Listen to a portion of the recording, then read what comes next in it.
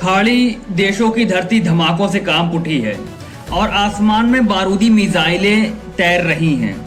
Cease fire के परखच्चे उड़ चुके हैं, पेंटागन का आदेश आ चुका है और ईरान की मिसाइलों ने खाड़ी में मौजूद अमेरिकी ठिकानों को लॉक कर दिया है। यह कोई चेतावनी नहीं है दोस्तों, बल्कि सीधे युद्ध का ऐलान है। जी हाँ, अमेरिकी सेंट्रल कमांड के लड़ाकू विमानों ने ईरान के कस्म आइलैंड को और गोरुक शहर पर भीषण बमबारी की है, तो दूसरी तरफ कुवैत में आसमान से मौत बरस रही है और वहां एयर डिफेंस सिस्टम एक्टिवेट हो चुके हैं। अगले कुछ मिनट में हम आपको दिखाएंगे सबसे बड़े सैन्य टकराव की इनसाइड स्टोरी, जिसने पूरी दुनिया की सांसें अटका दी है। बने रहिए दोस्तों हमारे साथ अंत तक। चलिए शुरू करते हैं। तो दोस्तों, यह हफ्ता मिडिल ईस्ट के इतिहास में सबसे खूनी साबित होने जा रहा है। अमेरिकी सेंट्रल कमांड ने आधिकारिक बयान जारी कर कहा है कि उसने ईरान के ड्रोन्स ठिकानों पर डिफेंस स्ट्राइक यानी सुरक्षात्मक हमले किए हैं। अमेरिका का यह दावा है कि ईरान ने अंतर्राष्ट्रीय समुद्री क्षेत्र में उनके एक बेहद कीमती अमेरिकी ड्रोन को मार गिराया था। इसी का बदला लेने के लिए अमेरिकी एयरफोर्स ने ईरान के रणनीतिक रूप से बेहद महत्वपूर्ण कस्म आइलैंड और गोरुक शहर को निशाना बनाया। लेकिन ईरान की सबसे खतरनाक सेना इस्लामिक रिवॉल्यूशनरी गार्ड IRGC चुप बैठने वालों में से नहीं थी। ईरान ने इस हमले के तुरंत बाद एक ऐसा कदम उठाया जिसने वाशिंगटन में हड़कंप मचा दिया। IRGC ने दावा किया है कि उन्होंने सीधे उस अमेरिकी मिलिट्री बेस को तबाह कर दिया है जहां से ईरान के सीरिक शहर पर हमला करने के लिए अमेरिकी विमानों ने उड़ान भरी थी। ईरान का कहना है कि अमेरिकी हमलों में उनका कम्युनिकेशन टावर नष्ट हुआ था और बदले में उन्होंने अमेरिकी बेस को मटियामेट कर दिया है।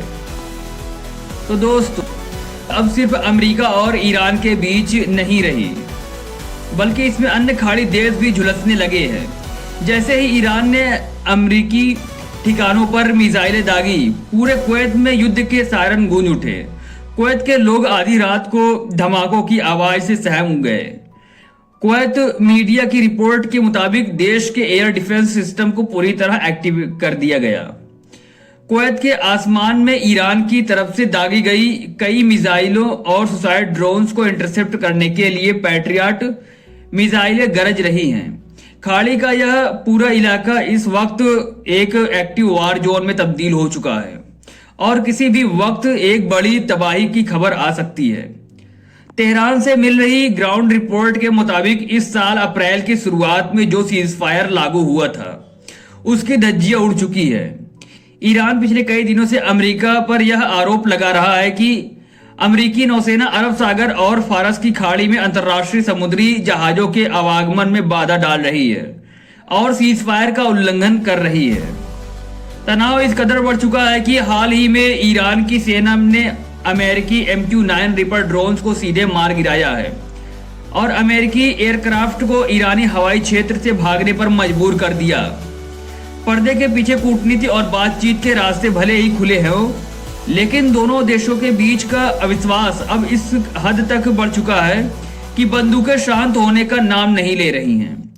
ईरान ने साफ चेतावनी दी है कि अगर अमेरिका ने दोबारा हमाकत की तो इस बार अंजाम बेहद खौफनाक होगा। दोस्तों, कुवैत के आसमान में उड़ती मिसाइलें और ईरान के द्वीपों पर गिरते अमेरिकी बम इस बात का सबूत है कि मिडिल ईस्ट एक बहुत बड़े और विनाशकारी युद्ध की कगार पर खड़ा है।